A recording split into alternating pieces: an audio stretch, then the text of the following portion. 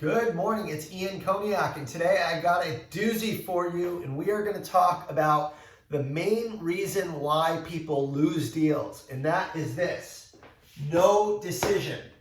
We don't necessarily lose deals to competitors. That's not the case at all. In fact, what we lose is to status quo, people keeping things the way they are. So today I'm going to teach you how to get around the dreaded no decision, we're going to not do anything answer, and actually move people to make changes. So the first thing I will ask is, why do people not make changes? And there's really two reasons why people don't want to change. The first is very simple, and that is this: it's not a priority. Okay? Not a priority. They're being asked to do other things which are more important.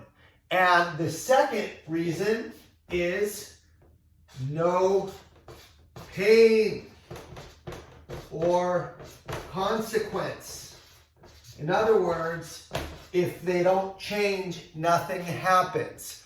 Simple enough, right? So the question in sales is, how do we get them to prioritize what you're selling and your project above other things? Because people are working, they are working on new initiatives, it's just not yours. And then how do we get them to understand the consequence is in the pain of not changing? Oh, the third reason, which falls under not a priority, is that their boss isn't asking for it. So the question is, not a priority for who? If you're talking to people that are taking orders, then they're going to do what their boss says. If you're talking to people who are giving orders, that's where you have to help them make it a priority.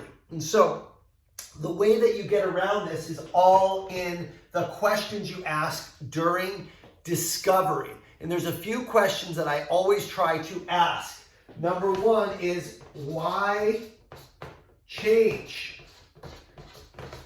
And there's a lot of sub-questions that fall beneath that, but ultimately, the gist of it is, why do you want to do this? And what will it mean to you if you're able to do this?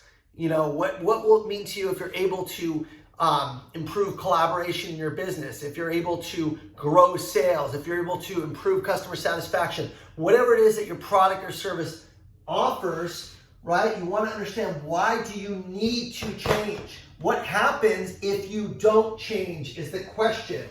The second question is the consequence. If you don't change, what happens? So you want to ask consequence questions. Really, really important. And then the next thing you want to ask is, why now? Why is this important to you now to do? Or when do you plan on doing this? And if they say, in a year from now, or 60 days from now, that's a big difference, right? Another thing I always ask is, why haven't you done this before? If you've wanted to do this, how long have you wanted to do it for, and why haven't you done this before? What stopped you from doing it? And what's going to be different about this now? I don't want to waste your time. I don't want to waste my time. So I really want to make sure that this is important to you. And it sounds like if you've never done it before, it may not be that important. So you want to challenge them a little bit on, taking you down a path which is going to be a waste of your time and lead to no decision. Now, once you understand why they want to change, what happens if they don't change, why they want to do it now, and the consequences of failure, the next thing you want to do is you need to map your products and services to their priorities, right? So you got to make sure, I'll give you just a quick example. If a company is now moving to work from home, which we've seen a lot in the past couple months, and you sell collaboration software, if you're just pitching the collaboration software as a way for companies to collaborate better, you're missing the boat. If you pitch it as a way for employees to stay connected and drive up engagement and reduce potential risk of turnover amidst clients now working from home and not being in an office where there is higher accountability, that's where you can actually make a better pitch. So you always want to map it to their goals and their priorities rather than what the product or service offers as a feature level. This enables you to keep employee retention high, to improve the way people are working together amidst not having an office environment to stay accountable to. Hope this is helpful, you guys. Have a great week.